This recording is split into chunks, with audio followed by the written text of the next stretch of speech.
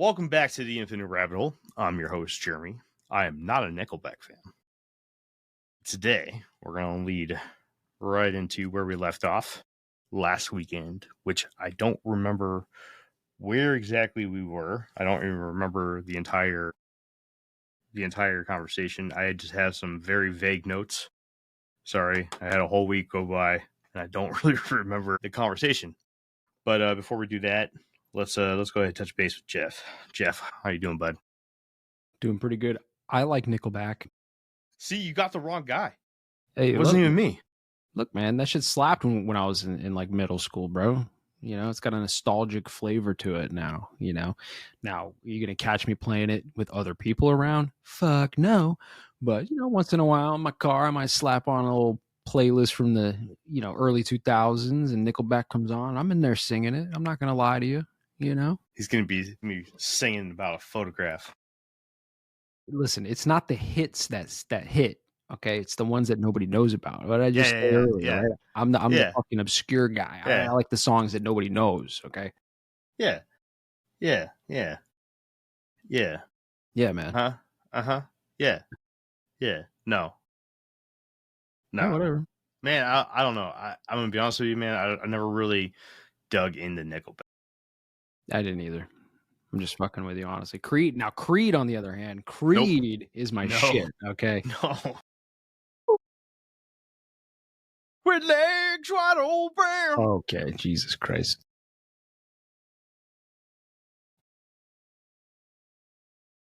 Oh, man. I don't know, man. I can't do the Creed thing either. Anyways, let's move past the music. We've wasted a ton of time on music in the pre-show. So let's get caught up on some good stuff. UFO Days is right around the corner. I know last year we spent a lot of time on the run up on UFO Days, and we haven't really done it so much this year. But UFO Days is right around the corner. We have about a month left until we are in Elmwood. Jeff is not with us this year because he hates us. I don't care what he says. He can say whatever he wants. Truth is that he just doesn't like us. Whatever. Couldn't have said it better myself. See, there it is. But we will have our old co-host Kenzar there. Jake says he's still going to be there. We're going to have Skeeter there. We are going to be the headlining and opening presentation this year. We're going to be presenting the story of Elmwood to Elmwood again. I'll be the tour bus guy this year. We'll have the booth open again. I was supposed to have the t-shirt today. I was supposed to be wearing the UFO Days t-shirt. That didn't happen. You better send me one of those. Oh yeah, you're gonna get one, dude. I got a box getting ready that I'm gonna send out to you guys. Probably get it in about 6 to 8 months. We'll see. Something like that. If you're lucky. I just answered a questionnaire for a newspaper. Sent that out last night. People still read those? Yeah. I got a couple newspaper and magazine articles framed up over there from last year's UFO Days. So I'm excited to get a couple more. Signed my first autograph last year on a newspaper. That was pretty cool. Maybe I'll get to sign another autograph this year. That'd be cool. Let's see. Not much else when it comes to UFO Days. I mean, it's UFO Days. It's exciting. You know, a lot of really cool things happened last year. We met a lot of fans that we didn't know we had. There's a lot more people that listened to the show than we thought actually listened to the show, which is cool. People just came up and were like, "Yo, we love the show." And I was like, "Cool, that's awesome." Or people came up and we were still setting up, and they came and they were like, "Yo, I came all the way out here because I heard you guys were going to be here," and shook our hands. And we had like one guy came up and he was messaging me on Facebook, and he was like, "Yeah, I just wanted to make sure you guys were still going to be here." He hit me up. He's like, "I'm going to be there in an hour. Just make sure you're still there." And I was like, "Yeah."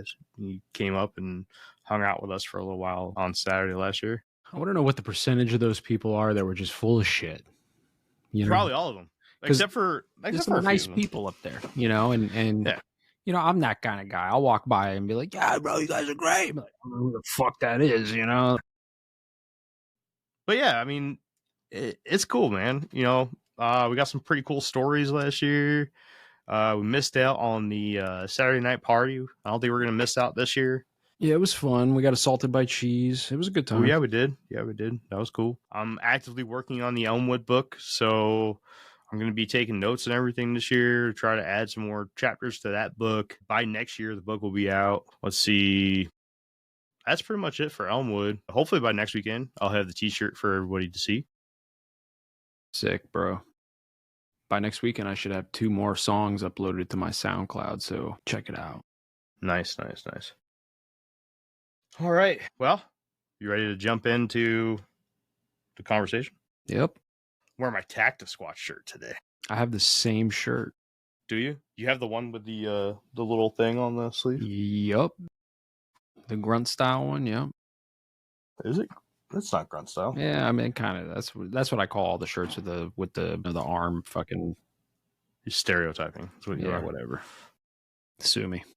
All right. Well, I don't remember where we left off yesterday or yesterweek.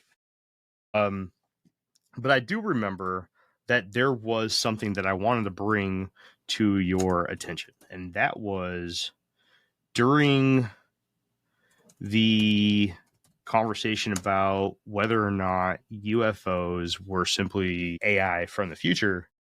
There was a point that I wanted to make about a particular UFO that was really hot in the news a while back, the jellyfish UFO.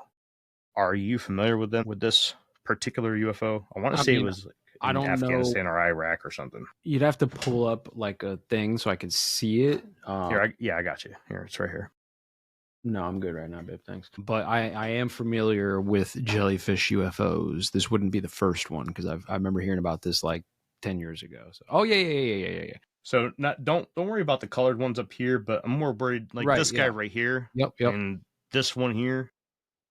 So for those that are just listening on Spotify or Apple, the one that I'm talking about, it's a black and white FLIR video.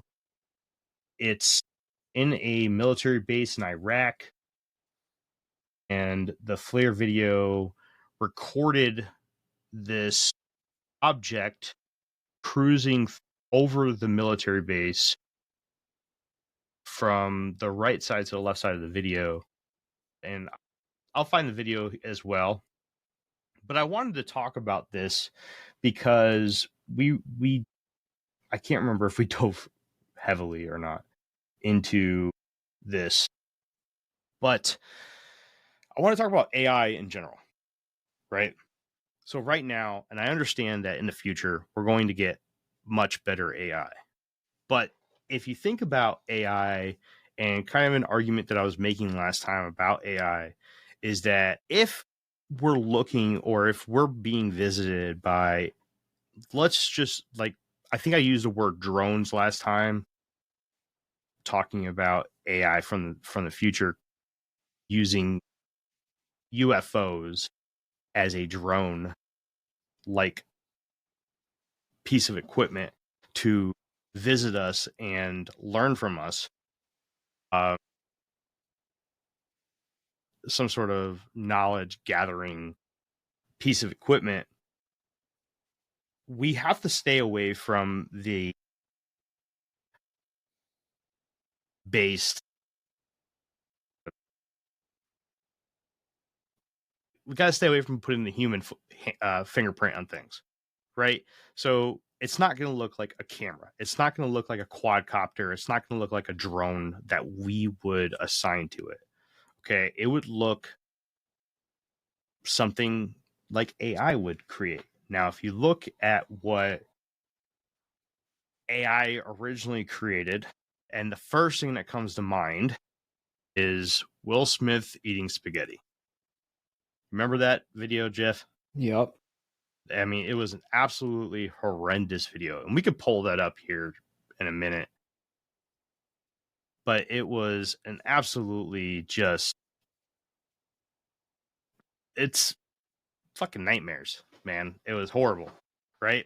But this was how I made people eating spaghetti. Then, we started getting these horrible pictures of people with 7 fingers and just weirdly placed buttons on shirts, and just AI is not perfect at things, and it's getting better. Yeah. So let's say AI is also now, whatever it's sending back, it's just learning how to do this. Okay. What would these objects look like? Would it look like a perfect sphere? Would it look like a flying saucer? Would it look like, I don't know, giant cigar shaped UFO? Maybe not. It could look like a glop of shit like this. Could just look like crap. Like your proverbial Will Smith eating a bowl of spaghetti. Right? That's what I see here. I think this is one of the best examples of the possibility of a UFO being something sent, or the physical embodiment of AI. This looks like that. It's either that or bird shit on the lens. It's one of the two. Now, there's been a lot of dissection on this video, and one thing it seems to not be is bird shit on the lens. It doesn't seem to be a smudge of, like a dead bug or whatever. This does seem to be an actual artifact in the environment. Doesn't seem to be something that's stuck on the lens. So what is it? You talk. You're not going to like this. Go ahead. I'm going to try to find the video. I don't think that any of these craft flying over military installations are anything other than craft that we are making. The reason I say that is because they would have shot that motherfucker down. And don't give me the At Taco John's, we serve a higher standard of flavor. Fucking ads, grilled really. chicken, creamy fiesta sauce, and always hot potato olays. I'll wait for the That's what we call I can't get it to stop. Jesus Christ. The reason is they would have shot it down, and you can't tell me like, oh, well, they can't track it or lock on to it or whatever the case might be, because they do track these things, man. Look at it. It's being tracked right now. Okay. It's being tracked right now. And the videos that we got a few years ago from what was it, from the Nimitz? Was it from the Nimitz? Depends on which one you're talking about. You're talking about the Go Fast and Gimbal, or are you talking about the Tic Tac? The Go Fast and the Gimbal. That one's from the Roosevelt. Which one was from the Nimitz? That one's the Tic Tac. Those were the pilots that saw it, though, right? I mean, both of them were pilots. That's a side tangent I could go on, because the Nimitz is brought back up in the conspiracy world with all the Iran stuff, but that's another thing. But anyways, the point is with the Go Fast and the Gimbal, they were tracking it, right? I remember in the videos, those things were like being tracked, okay? And they look like TR-3Bs to me, or some variations of the TR-3Bs. And the Tic Tac one, it was being tracked too. This is how they know, like, that it was able to perform certain maneuvers and go from whatever 20,000 feet to 20 feet in a second, right? Like, well, the only reason that they could tell those fucking altitudes is because it had to have been tracked on some level by our technology.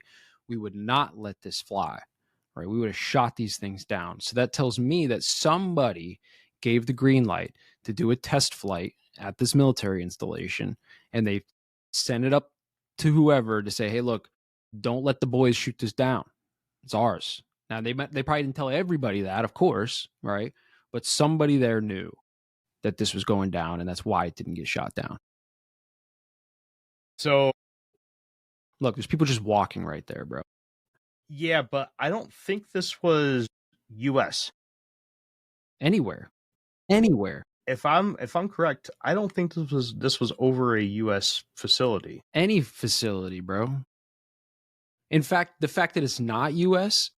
even more so they would have shot it down, because at least in the US they might have hesitated and been like, well, wait, calm down, because there's all kinds of legal implications and so on and so forth if we just shoot something down over our own fucking airbase and it causes a problem.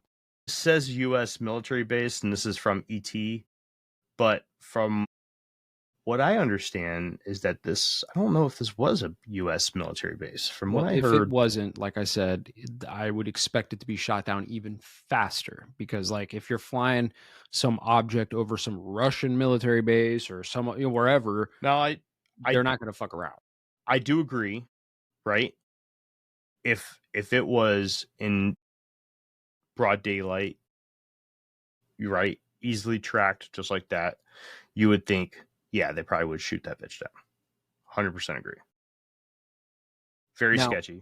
There is a lot of red flags in this, and I just brought that up as an example of something that could be potentially something AI created. Sure, and I agree with that part of what you're saying. I mean, for me personally, whether you're talking about AI UFOs or extraterrestrial UFOs or whatever they are, like some advanced shit that's beyond us, I could see it being more likely like an organic shape of some kind, right? Like a jellyfish or even maybe like a plasma or something, right? Like I don't see why super intelligence or aliens would make like a metallic saucer shape, right? Or something that we could kind of like understand on some level, if that makes sense, right? Like it would probably be, have you ever seen Oats Studios on Netflix? Did you watch that very first episode where it was like the reptilians? Yeah. And you noticed like the reptilians, they were covered in the black goo and it was like constantly moving, like the ships that they came in were like organic in some way. Like that is a representation of something I could see as like an advanced, craft, not a rigid craft, but more of a fluid craft. You'd have to think that physics would just have to work differently. And then the way that elements work in the way that they build, the way that they react together, the way that alchemy would have to work differently on other planets, right? I mean, work differently is like, we could get into this, right? This is going to be another one of my like weird semantic arguments. I'll just say it right out. Physics is fake. Okay. You know what I'm saying when I say that. Okay. There's just things that we misunderstand, and there's things that have been put into boxes, and especially for the general public, like we understand a certain set of physics because that's what we're told. And I have a problem with it. I think that there's other shit, right? When you talk about even things like when you hear these crazy stories like, oh, how did the Egyptians build the pyramids? Oh, they used sound frequency technology, or, they melted the stone using some unknown technology. Like, I think that those things are possible. We're just not allowed to really know about it. And they fucked with the understanding of how the universe works a long time ago so that we can't really get to that understanding. I think that there's a lot on the basis of physics that we have wrong. The base that we build off of is incorrect, and I don't think that's necessarily what physicists today are guilty of. Right? They're building off of false bases, and it's not necessarily their fault. And this is where we had that conversation about the auditing of having that branch of science that audits other sciences, right? And goes back and basically confirms that the most elementary principles of those sciences are actually correct. Correct. Right? Yeah. And this is what I say when I say gravity's fake. I'll just use that as a quick example, right? Like, of course. If you're a landlord, managing rentals on pen and paper can be a major headache. That's why there's RentRedi. RentRedi is a smarter, simpler way to collect rent automatically, screen tenants, track expenses, and keep up with tenants all in one place, so you can make time for what matters most. Try RentRedi today, risk-free, starting at just $5 a month at rentredi.com. That's RENTREDI.com. I have created the most advanced AI soldier. The wait is over. Tron Ares now streaming on Disney Plus. We are looking for something you've discovered. And some of us will stop at nothing to get it. Ready? The countdown is complete. There's no going back. Our directive is clear. Hang on! Tron Ares now streaming on Disney Plus. Rated PG-13. There's a thing that's happening. There is a force or whatever that you could call it gravity if you want. But the understanding and the fact that we've labeled it that way, and like you said, like modern day physicists, most of their calculations are being done using this faulty foundation of what we think gravity is.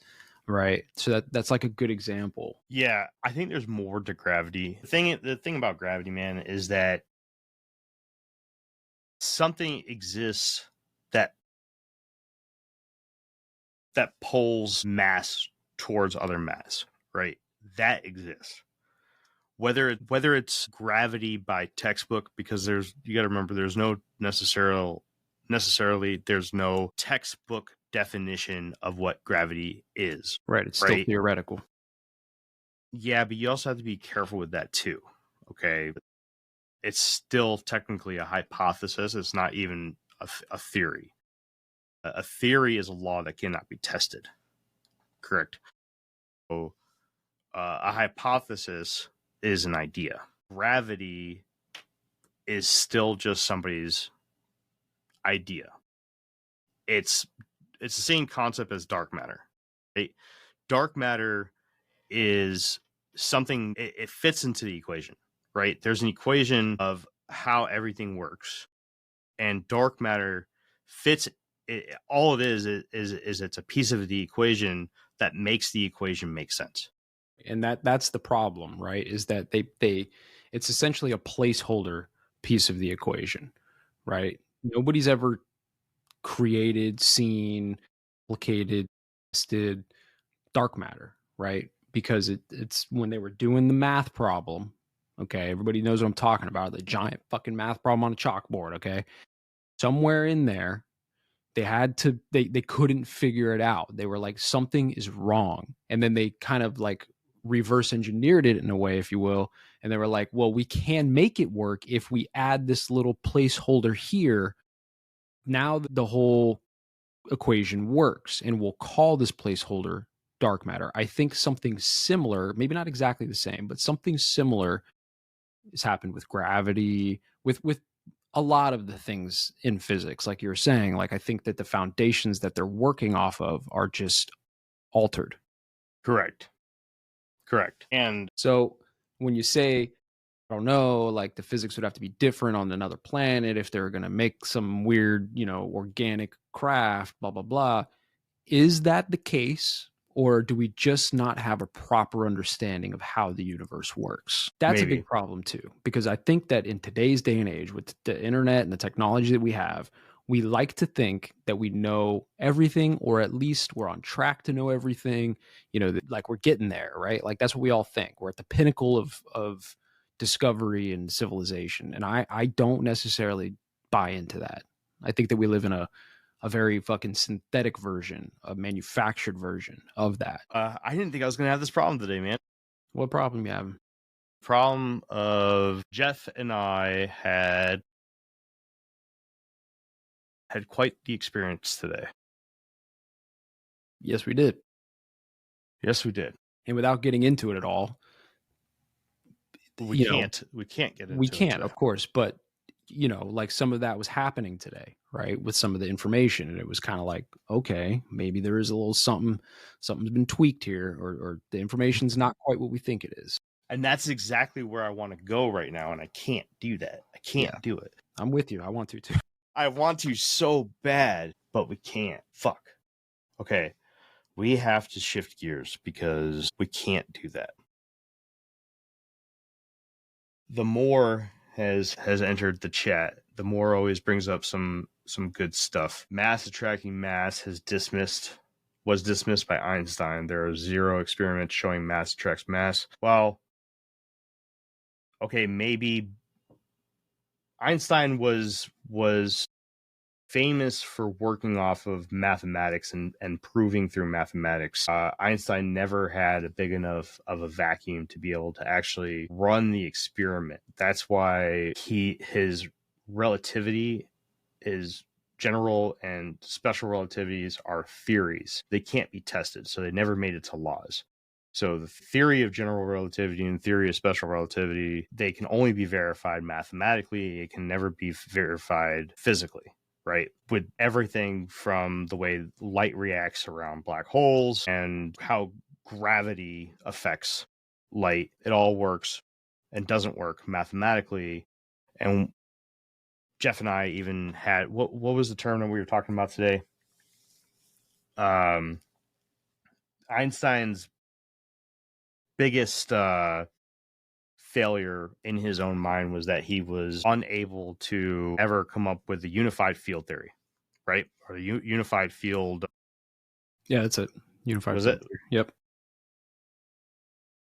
Basically, the explanation for everything. His big goal in life was to come up with an equation or somehow some way to explain the physics of literally everything in life, and he never reached it, and he saw that as his biggest failure. Yeah, and this is why it took somebody like Stephen Hawking, who I also think is a shill. It took somebody like Stephen Hawking to come up with some other theories using faulty foundational physics to plug the gaps to come up with other theory. You know what I mean? So it's like we're just living in this long, like strung out thing in the sciences, right? Where they're just doing that. They're like, we don't know the answer, but the public expects an answer. The governments expect an answer. So what we can do is we can just plug these holes with equations that we can make work. But that's what they're doing. So one of Newton's laws is mass attracting mass. Right. Again, yes, but have we ever been out to space and actually tested this? I honestly don't know. I don't know if we ever actually went out there and tested whether or not we've never been to space, Jeremy. We've gone through this. Okay.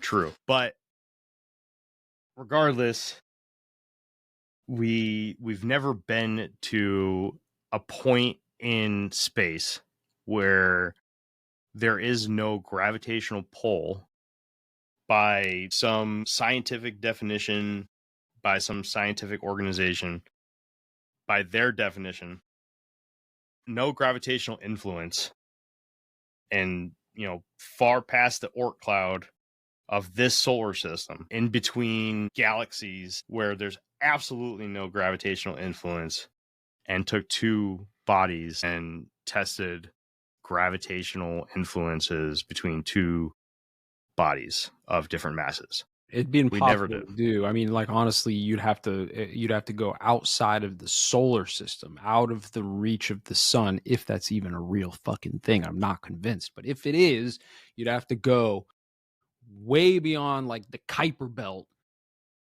in order to completely escape gravitational forces to do these experiments. And we can't do that, even if space is real. That's why we rely on theories, right? Because we have to rely on the mathematics of it to prove it. And that's where Einstein came in. He was really good at creating these theories. Okay. He came up with all of these mathematical equations that proved all of this stuff. Now, I'm not going to sit here and say that all of his equations prove things. Okay, there was a point in my life where, yeah, I believed it. Jeff helped me out of that hole in multiple different scenarios and multiple different cases. Thanks, man. Not going to go over each and every one of those, but I do look at these differently now. I still look at them as we have to start somewhere, right? If we can't just start nowhere. Okay, we can't just build off of nothing. So we have to start somewhere if we're going to build anything. We have to do something. So where are we going to start from if we're going to progress with anything? What can we agree on?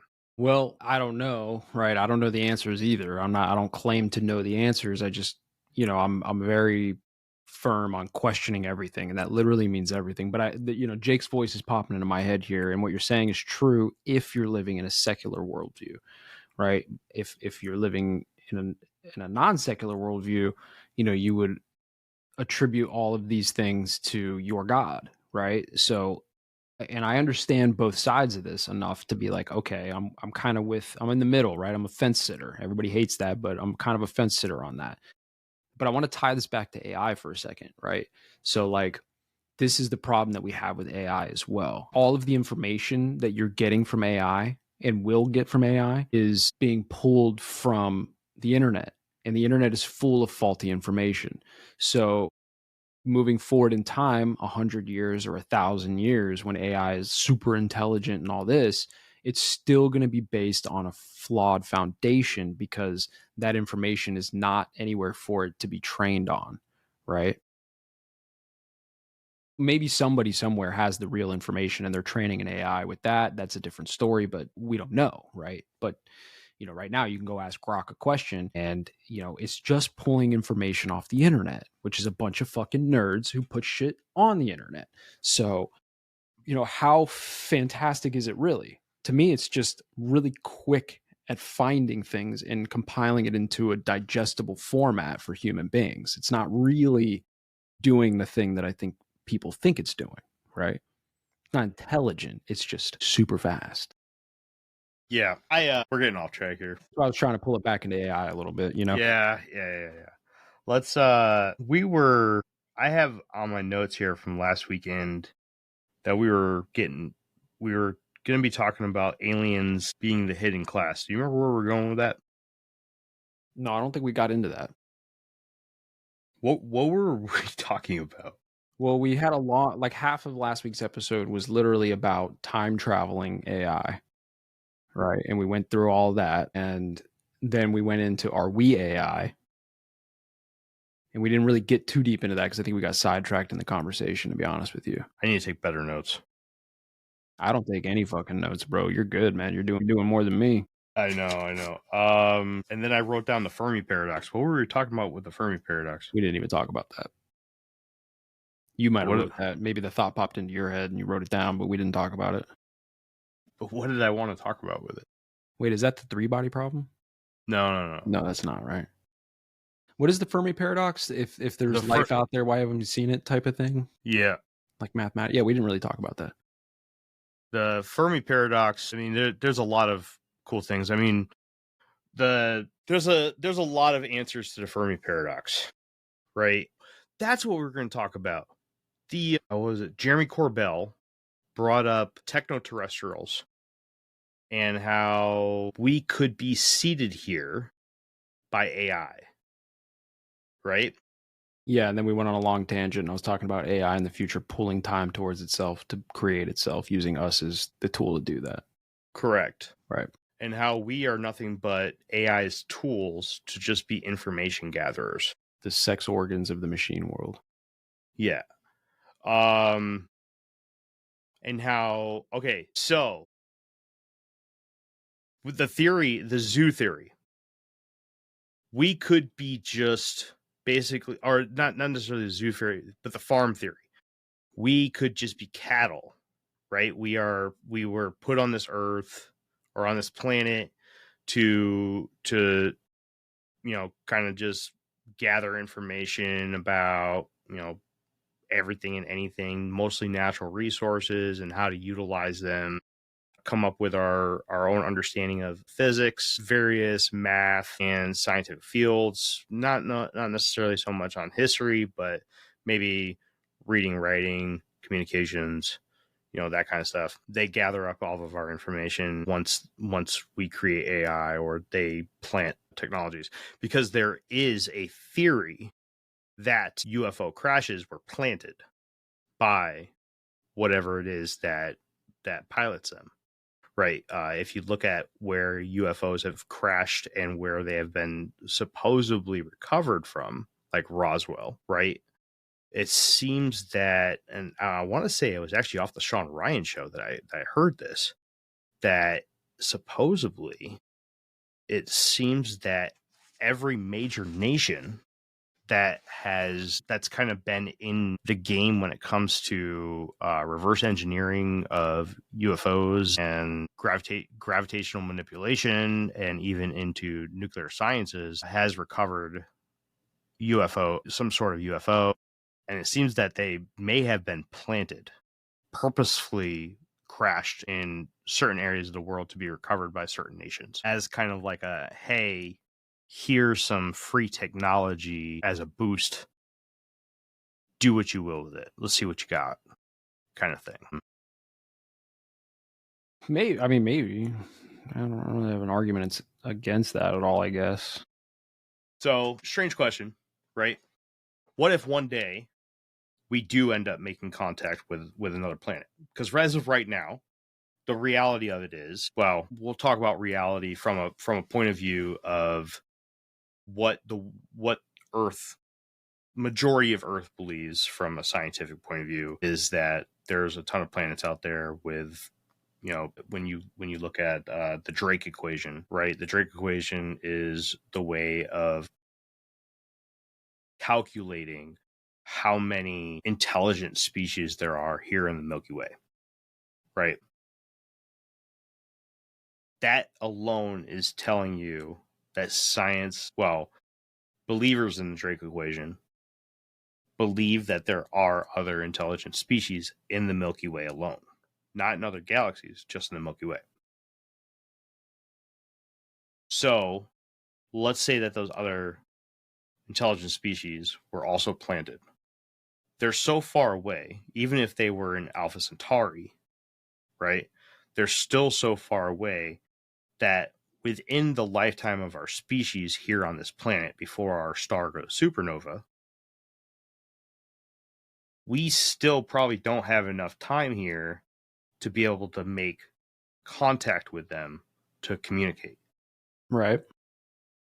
So if an AI or some superior race were to have planted us here to be information gatherers for them as a farm animal of sorts, or some sort of miner, like a crypto miner, right? That's another thing that you could look at us as as biological crypto miners. They never really have to worry about us talking to other farm animals or other crypto miners, right? They don't have to worry about that. That's not a thing. There's an answer to the Fermi Paradox right there. What if there are other intelligent species out there? One of the reasons why is because they have placed us so far away so that we purposely can never make contact with each other. I mean, and when we talk about this stuff, it really just makes me think about the space is fake thing a lot, man, because I got to be honest, man, according to the experts, right? You know, we've laid our eyes on hundreds and billions of stars and planets out there, and we've not detected any form of light or life, rather. We've been shooting fucking radio signals out for like 100 years, man, and like nothing really has communicated back. We have light information technology, right? Lasers, which travel much faster than radio waves. We're shooting those out, trying to get a signal, right? And nobody's responding. And to me, that's just, it's like further proof that all of the shit that we're told about space and how big it is and how vast it is and how much shit there is out there is just a lie. Because, like you said, if it is the way that they say, there would be, I don't know the number, we could probably ask Grok, what the Drake equation says, how many intelligent life civilizations should there be in the Milky Way? And it's a big number, right? I remember seeing this somewhere. It's a big number. It's more than a few. Then you calculate all the galaxies and such. And it's just like, man, it's got to be either we're the only thing out there, which is just absurd, right? Unless you are taking like a religious viewpoint on this and you think we're special, which I'm fine with that argument. But if not, to me, it's just like a way to promote scarcity. It's a way to promote the idea that we are stuck here and we have to fight over these resources because this is all we got. You know? I want to say the Drake equation has to do with hypothetical inputs. That's the other problem too, right? Like, just kind of like what we were talking about earlier with physics. It's like, you know, all this stuff is tainted by human beings, right? The inputs for the Drake equation. Some schmuck came up with this and put in the, you know, the parameter. The world moves fast. Your workday, even faster. Pitching products, drafting reports, analyzing data. Microsoft 365 Copilot is your AI assistant for work. Built into Word, Excel, PowerPoint, and other Microsoft 365 apps you use. Helping you quickly write, analyze, create, and summarize. So you can cut through clutter and clear a path to your best work. Learn more at Microsoft.com/M365 Copilot. This episode is brought to you by Indeed. Stop waiting around for the perfect candidate. Instead, use Indeed sponsored jobs to find the right people with the right skills fast. It's a simple way to make sure your listing is the first candidates see. According to Indeed data, sponsored jobs have 4 times more applicants than non-sponsored jobs. So go build your dream team today with Indeed.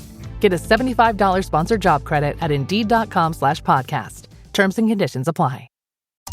AI is incredible. It can teach you how to fry an egg and even write a poem, pirate style. Yarr! But it knows nothing about your work. Slackbot is different. It doesn't just know the facts. It knows your schedule. It can turn a brainstorm into a brief. And it doesn't need to be taught.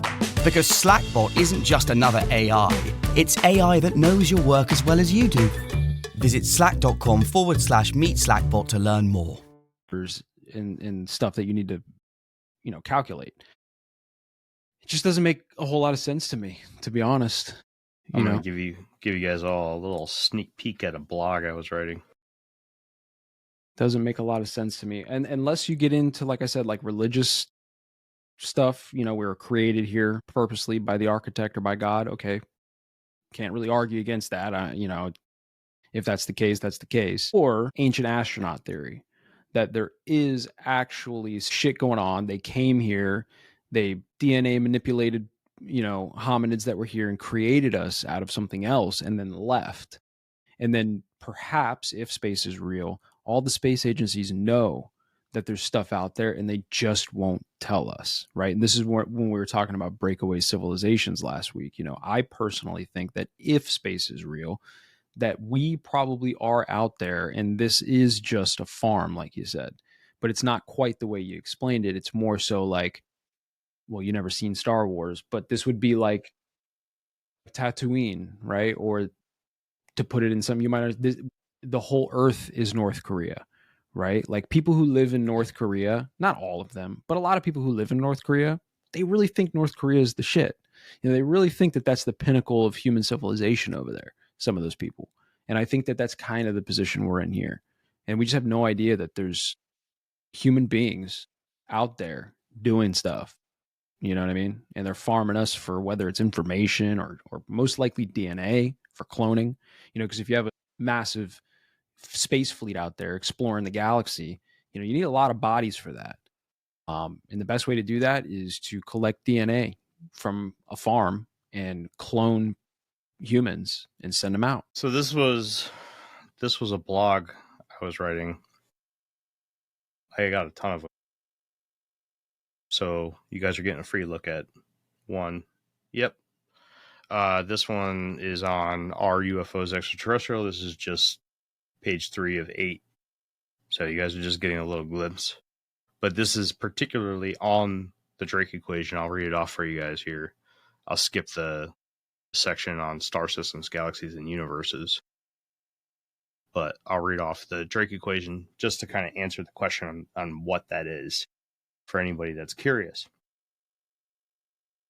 So, of course, life exists on other planets. I am personally not arguing that. In fact, I think most of the scientific and non-scientific communities on this planet will agree that it is more likely that there is another form of life somewhere out there in the vastness of space. In 1961, the American astrophysicist and astrobiologist Frank Drake formulated the famous Drake equation, which, when filling in the variables with data points, will give you a proposed number of communicative extraterrestrial civilizations in the Milky Way galaxy. This equation reads N equals R times F. I'm not going to read all this. I'm just going to give you the values, right? F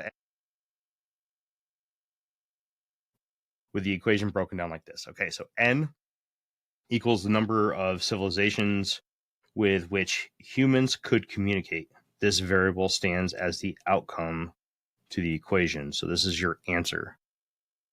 R multiplied.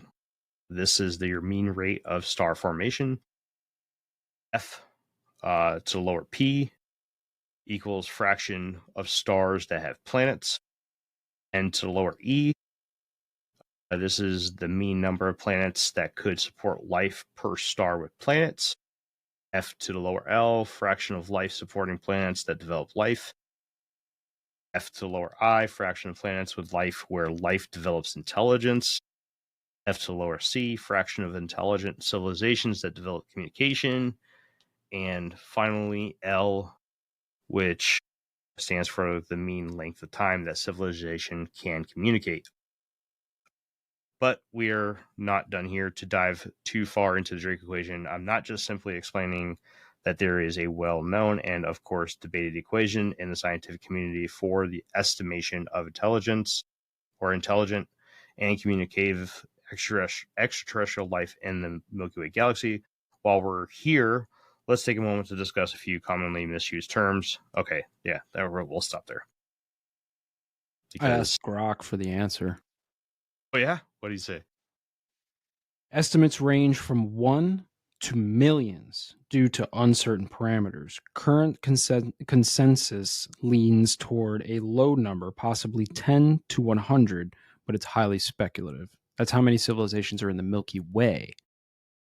Intelligent civilizations in the Milky Way. Between 1 to millions, consensus being 10 to 100. Right?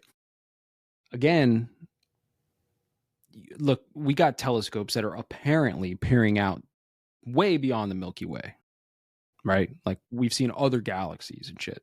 So how is it that that's possible and we haven't seen or heard from any other civilizations in our own galaxy? It's just not possible. Correct. So that just leads me to think that there either is none, or what they tell us about the infinite fucking space and the hundreds of trillions of stars, like that's just bullshit.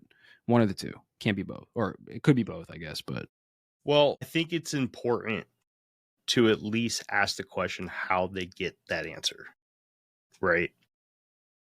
I would love to be able to hear somebody out.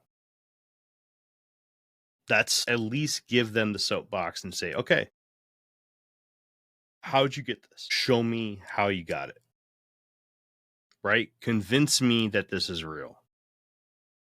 And if they can show me, like, hey, all right, you gave me enough to where it's like, okay, maybe this is legit. Because I'm the same, right? On the outside looking in from the surface, this looks like horseshit. Right? But who knows? There could be technology out there. There's got to be there. I'm not going to say that there's got to be, but there could be a variable that we're not seeing. That's all I've got to say, right? For sure. I don't argue with that at all. I mean, I would just say when we talk about things like AI and like, is the future AI like sending back stuff through time, or like is that the UFOs that we're seeing? Are they using these drones, if you will, to collect information, whatever? I don't know, man. Maybe it's just because I have certain beliefs, if you will. I don't even know if that's the right word, but like holographic universe is a good example, just because it's fresh in my mind because I looked some stuff up earlier. Are you familiar like with the holographic principle, holographic universe? Not completely. I have a book on it right over here that I haven't read yet, but yeah. Sure. I'll give you the quick synopsis of it, right? Basically, all information is, how do I phrase this? The universe is more than likely a two-dimensional plane. Think of a sheet of paper, right? Or a hologram. It's a two-dimensional surface that has all the information needed to project a three-dimensional hologram. Okay.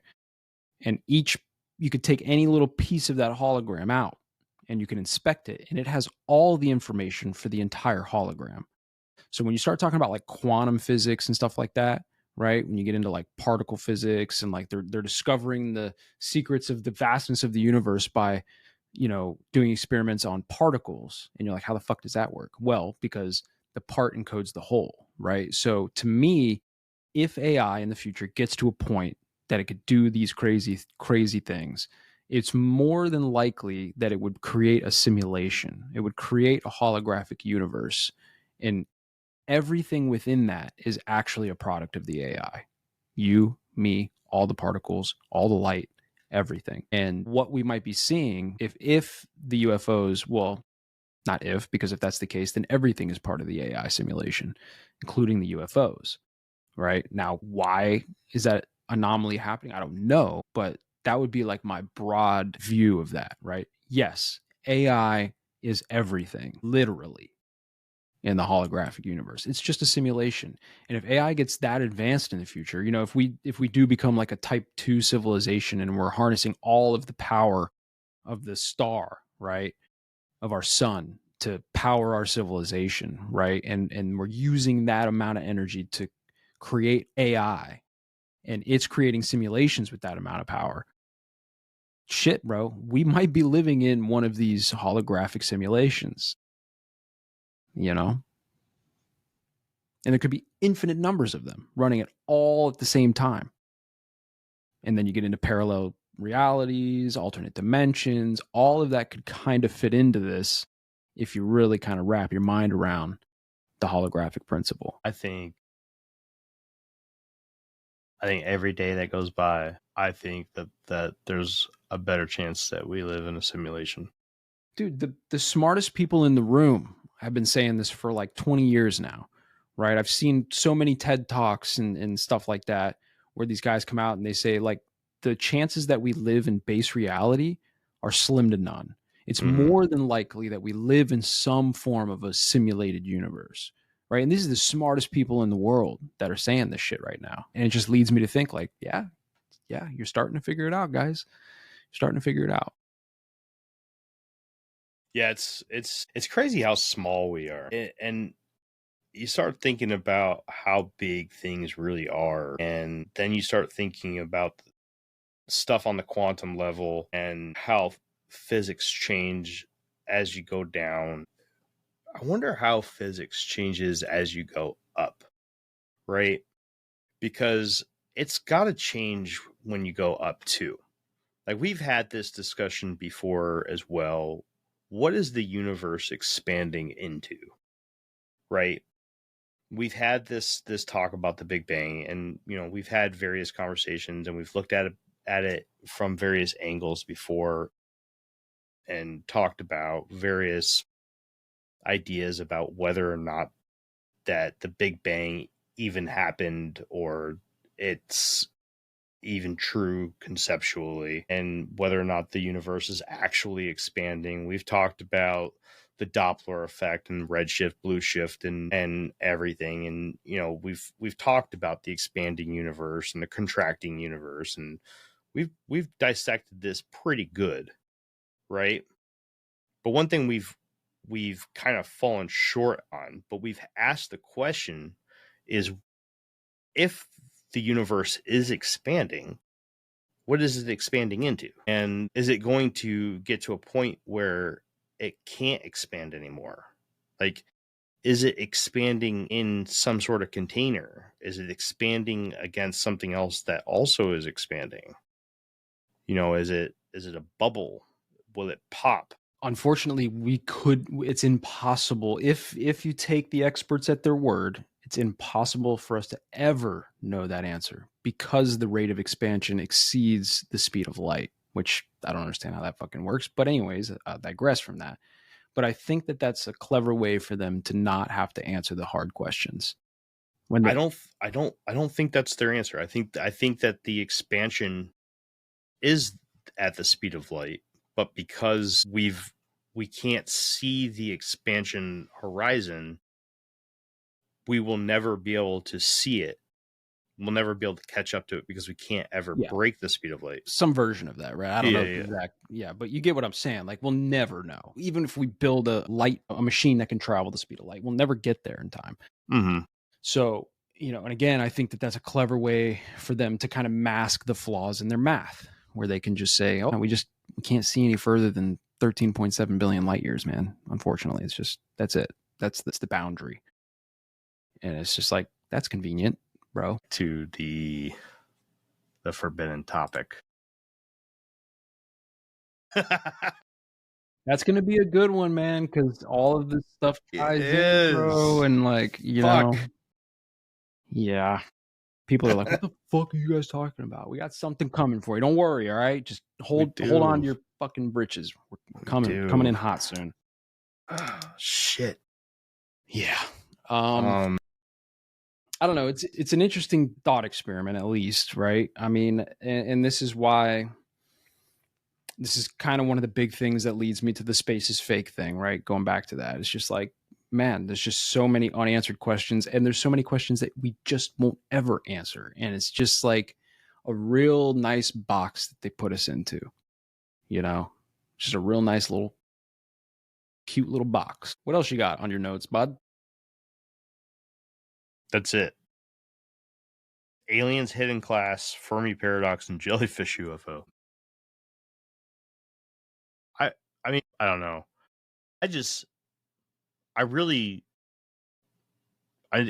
just never really thought about whether or not physics changes once you get to the bigger side of things. I wonder, I mean, like right now we theorize that physics really does change at the quantum level, right? Because of superposition and the observation effect and a multitude of other things.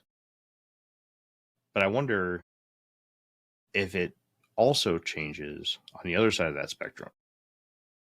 I would say it probably does. I mean, the further you go down into the quantum, things get more complicated, it seems, right? Mm-hmm.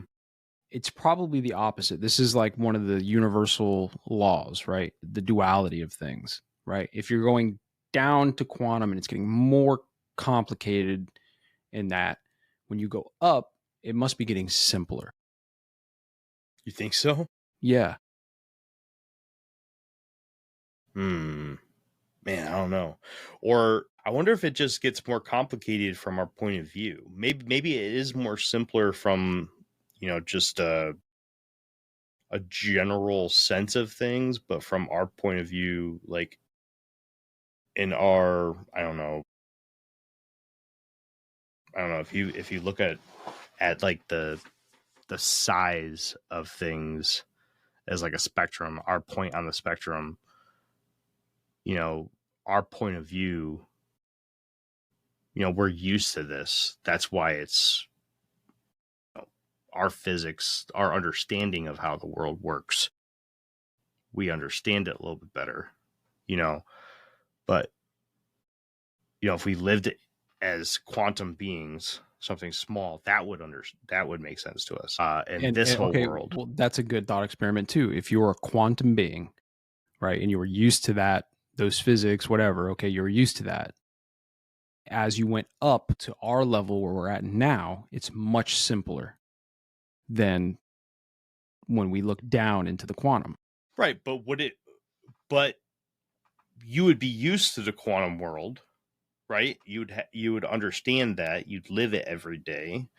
When let's say you moved into a macro body, right, or a micro body, from the quantum to the micro, it may be very foreign, and it may be of course weird, strange. Of course, It definitely would. I mean, like everything from my perspective, everything in the universe follows like certain patterns, right? Whether you're talking about quantum, micro, macro, right? And I'll use like stock market as a quick example for this, right? If you're anybody who's listening to this, I'm sure somebody's like a day trader, for instance. When you're looking at like a chart, like a day trading chart for a stock, okay? You're kind of, let's just say you're in like the micro environment, okay? You are honing in on something smaller, and it's more complicated. There's a lot more things that you have to constantly be aware of in order to do these day trades and be on time and like blah blah blah blah blah.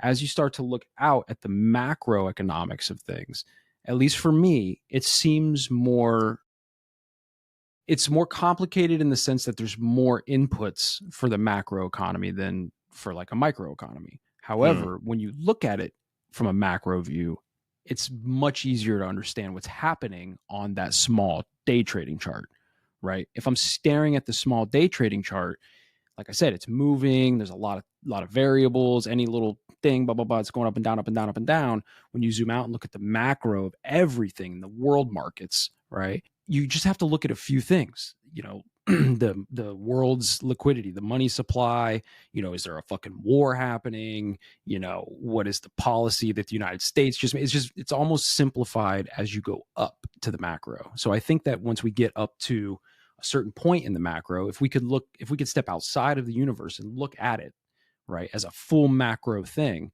I think it's something probably as simple as a holographic universe where every part encodes the information for the whole, right? And as you go deeper and deeper into it, things get more complicated because you're not able to see the whole picture. Does that make sense? If you're looking at a hologram on a table, you're looking at the hologram. That's pretty cool, right? If you were in the hologram, you would be like overwhelmed with the amount of information that's inside each part, right? Because again, the part encodes the whole. So Starting a business can seem like a daunting task, unless you have a partner like Shopify. They have the tools you need to start and grow your business. From designing a website to marketing to selling and beyond, Shopify can help with everything you need. There's a reason millions of companies like Mattel, Heinz, and Allbirds continue to trust and use them. With Shopify on your side, turn your big business idea into... Sign up for your $1 per month trial at shopify.com/special offer. They always tell you there's a catch, a compromise, an asterisk. Terms apply. See store for details. Maybe less than advertised. May vary by mood. Probably. Sprite Zero Sugar? It's different. It's the lemon lime flavored refreshment you want with zero sugar. So, no fast voice? No caveats. Just refreshment. This is Sprite Zero Sugar. Obey your thirst. Año Nuevo. Los mismos Extra Value Meals en McDonald's. Ahora te puedes llevar 2 snack wraps y papitas y una bebida mediana por solo $8. Solo por tiempo limitado. Precios y participación pueden variar. Los precios pueden ser más altos en Hawaii, Alaska y California y con entrega. Like if you're in the part, you're going to be like, oh, it's so much fucking information. But if you take a step back and look at it, it's just simplified. So I wonder if, it's something like that as you get higher. And this, and I could go a little woo on you here, a little hippie on you here. This is probably what people are talking about, or what the ancients talked about when you talk about things like lowering and raising your vibration, right? Lowering your energy, right? Or raising your energy. Or you could even put it in a religious context. If you're on a low vibrational field and you end up going to hell, okay, probably pretty chaotic. It's hectic. There's a lot of shit going on, a lot of moving parts down there. It probably sucks. But if you end up going to Valhalla, it's pretty fucking simple, man. You're chilling at the table and you're feasting with the gods. You know what I mean? Mm-hmm. So it's, you can kind of put this into a lot of different things. I'm getting a little esoteric and a little like philosophical with this, but like somebody out there is like, yeah, that makes sense.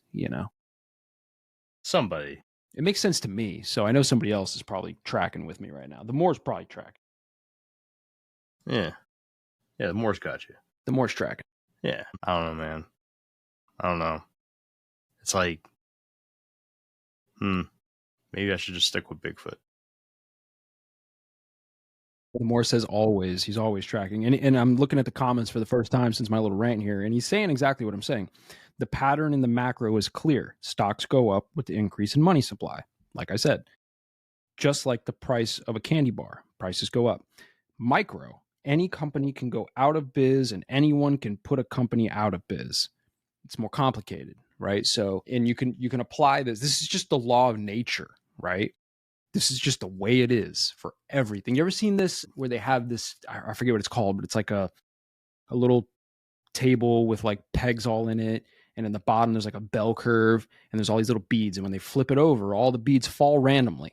They just randomly fall through the pegs, but they always fall into the bell curve and they create a predictable pattern, right? Out of order, out of chaos. And right. And when you get into like esoteric shit and like, you know, secret societies, like that's one of the big, like foundational things that all of them hold on to: order out of chaos. You know what I mean? So that's like another representation of what I'm talking. Fancy. Have you heard any cool or strange answers to the Fermi Paradox? No. Maybe. No. I think I brought it up last week, but there's a fiction trilogy by a Chinese writer called, his name's Sixin Yu. The trilogy's most famous book is the first book. It's called The Three-Body Problem. The trilogy itself is called The Remembrance of Earth's Past. It's since been made into a Netflix series. And then there's a movie in China that's been made. The Netflix series is really rushed. It's not as good as the trilogy of books. There was a fourth book made by a separate author that tried to tie it all together, and it's really not that good. But ended up tying everything together, and it was okay. How he did it, I really wish I didn't read it, to be honest with you. But the second book in the series is called The Dark Forest. And The Dark Forest, Fixing You, author, titled the book after his own theory to the answer in the storyline for the Fermi Paradox, which is the dark forest answer. And the way that he answers the Fermi Paradox is that the universe is like a dark forest full of hunters. Okay? Every species is in the dark forest, all represented by a hunter. Each hunter is out in the dark forest fighting for their survival. The best way to survive is to stay hidden from the other hunters.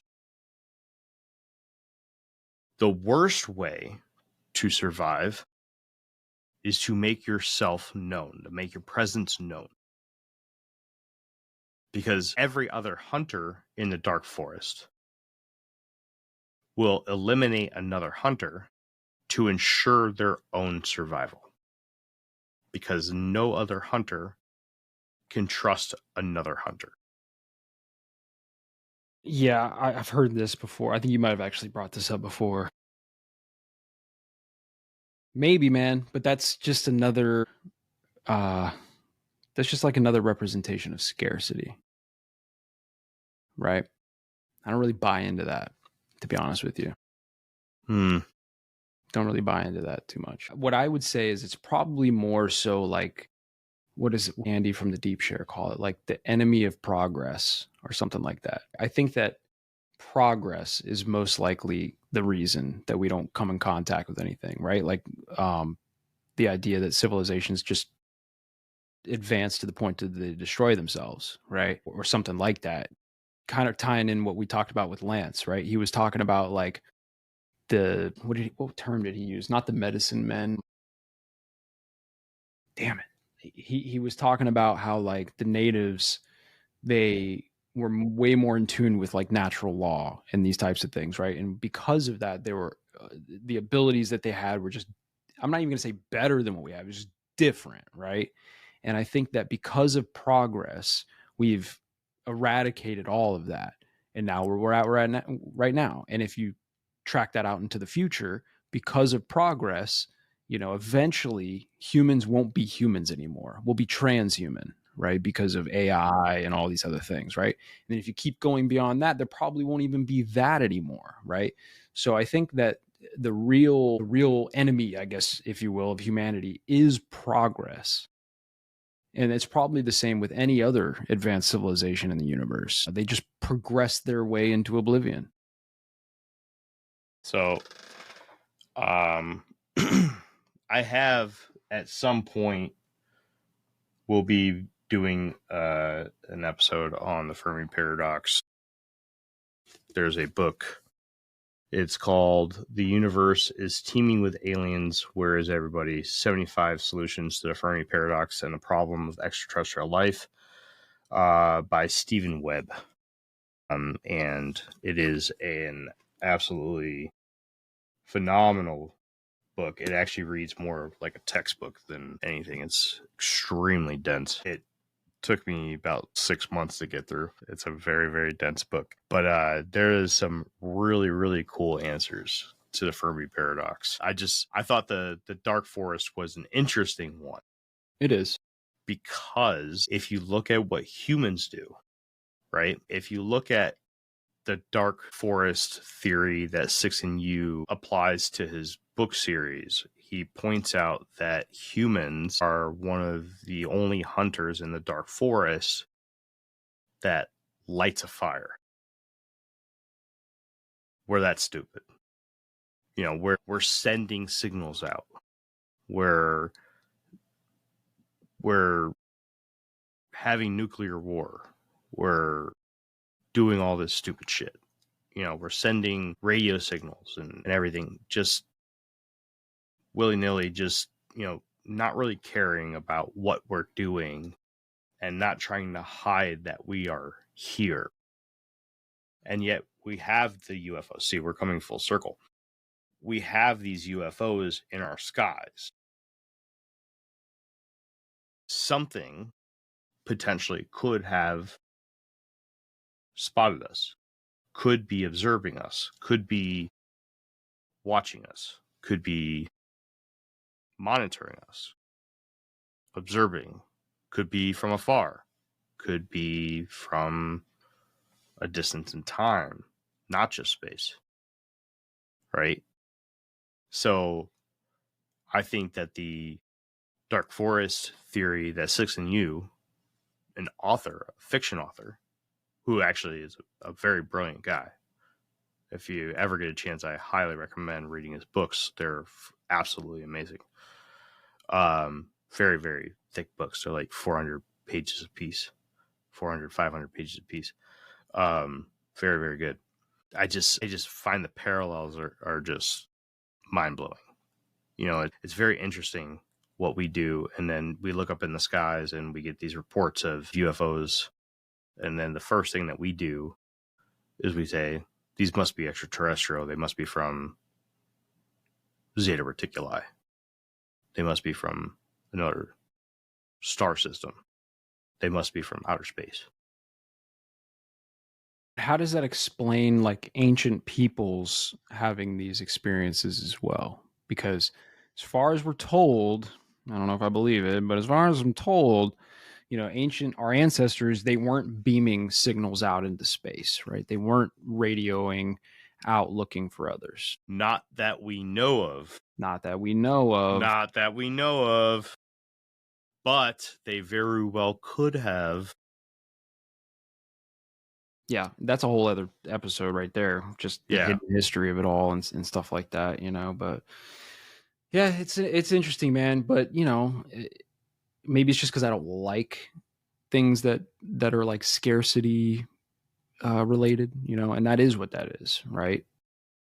So I don't like that. It just kind of, it bothers me, right?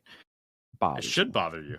It does bother me. I'd much rather like to think that it's not the case, even things like simulation theory. I know the Moore said something about it being like a form of psychosis, and I understand that, but it's somewhat more comforting than thinking that like we're just sitting ducks waiting for a predator to come get us. Right. I mean, shoe fits, man. Could be. It's there's potential there. The scary thing is that there is definitely potential there for that to be the case. And even, I hate to say it, but even if we are in a simulation, the potential for something like that is still there. Could be. I mean, if we're in a simulation, then the potential for literally anything exists. For sure. That's the point of simulations, right? To Right. throw in random variables to see how the simulation reacts. Yes. So, and if we start getting into the conversation of what is the creator of the simulation, then I think we get back into the AI conversation.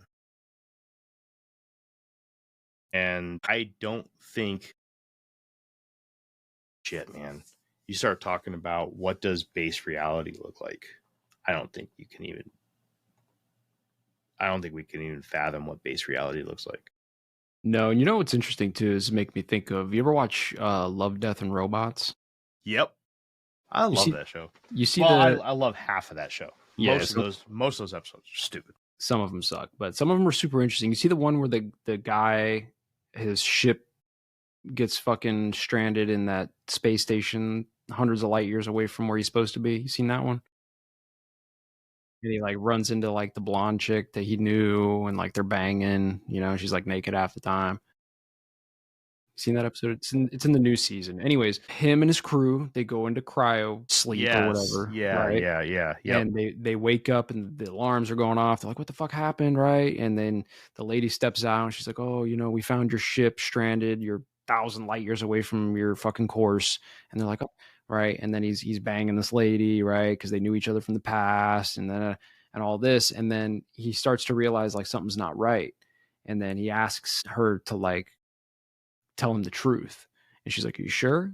And he's like, yeah, tell me the truth. And what happens is he wakes up from cryo freeze and he realizes that he's stuck in like, I don't even know what you want to call it, like a fucking giant space spider web thing, right? And it's like, it's just like this creature that's like controlling his mind while he's in cryo, right?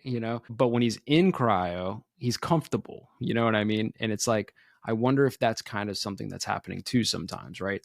If there is a breakaway civilization, if there are humans out there exploring the galaxy, even if we are moving at the speed of light out there, maybe we are plugged in to a simulation in our cryopods right now, just experiencing life on the mythical planet we called Earth. Our ancestors came from this planet we called Earth, and we have this simulation of Earth that we all just exist in for 10,000 years, and we're constantly reincarnated inside this simulation until we get to our destination, or perhaps the destination is Earth. Maybe.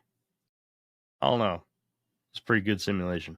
There was something else too. You ever heard or read the book Who Built the Moon? No, but I think I have it in my Amazon wish list. The idea is that, and there are ancient stories of a time before the moon existed, right? Yeah.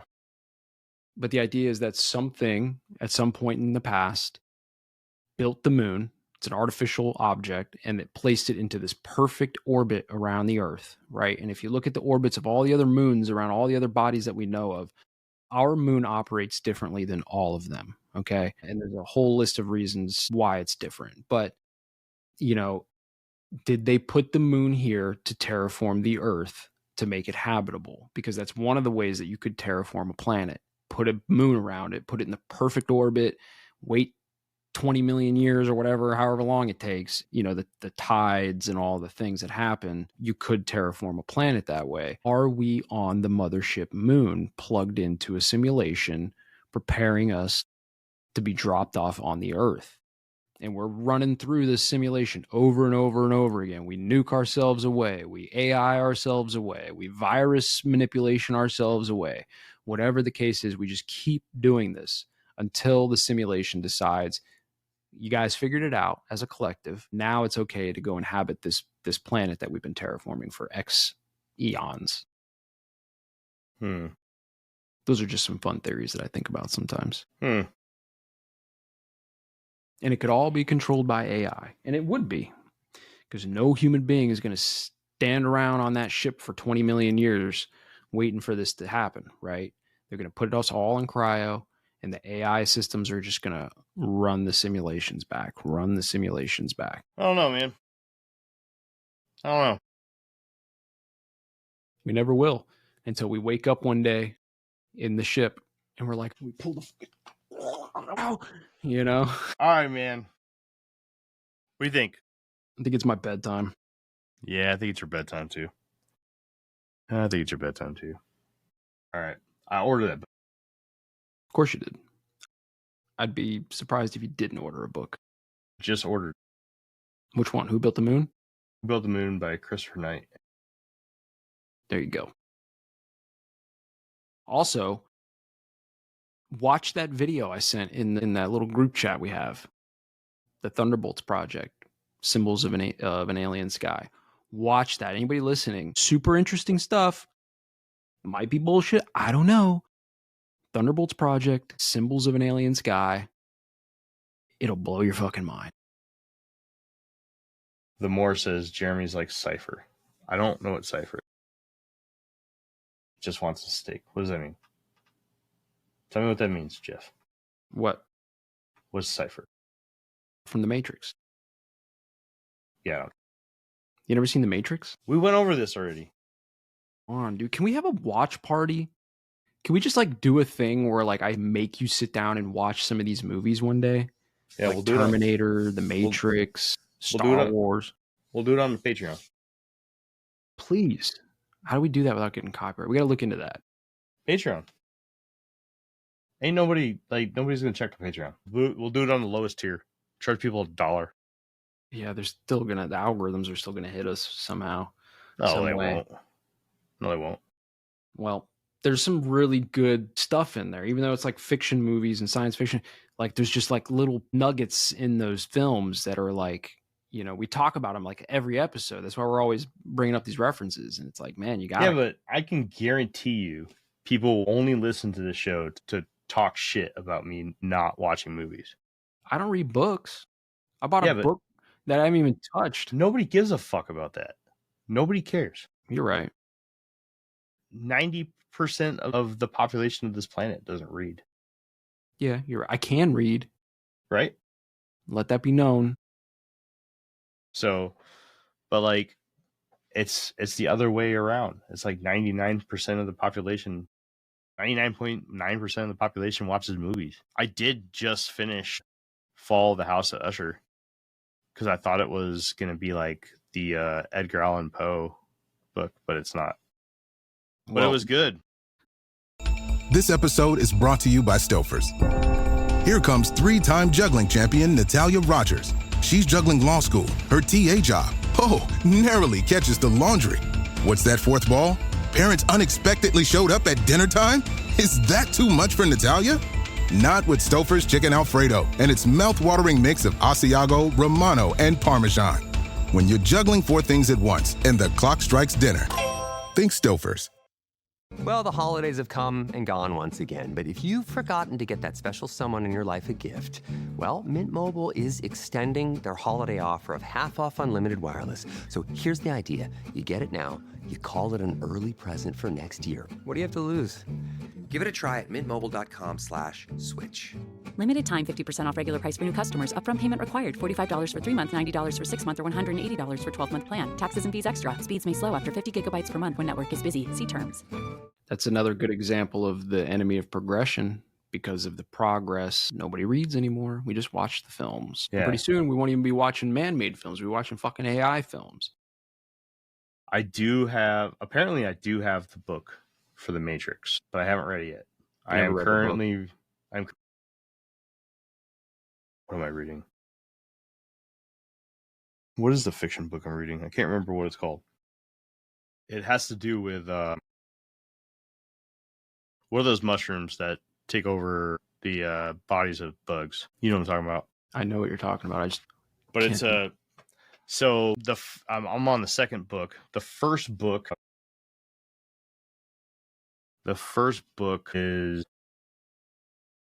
was a kind of like a parody of The Fall of the House of Usher, and that's why I wanted to watch this show. And the second book is just a sequel, but yeah. Here's a good little nugget from The Matrix. The movie came out in 1999. Wow. Yeah. Neo, Keanu Reeves. There's a scene in the movie where they show his driver's license, his ID. His birthday was 9/11, 2001. Really? Yep. That's cool.